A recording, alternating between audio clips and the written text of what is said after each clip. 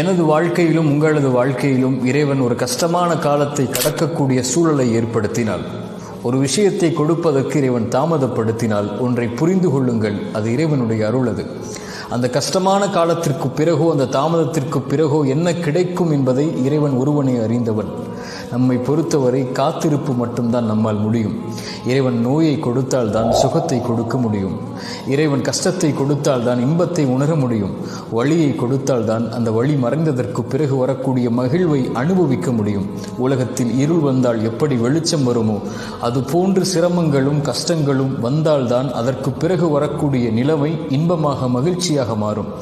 காரியங்கள் அனைத்தையும் அவன்தான் நிர்வகிக்கிறான். எல்லா பொருளின் மீதும் அவன்தான் ஆற்றல் உள்ளவனாக இருக்கிறான். அவனை சார்ந்திருந்து அவன் கொடுக்கக்கூடிய விஷயத்தை கஷ்டத்திற்கு பிறகு காத்திருந்து பெற்றுக்கொண்டால் அதைவிட உலகத்தில் பெறக்கூடிய வெகுமதி எதுவும்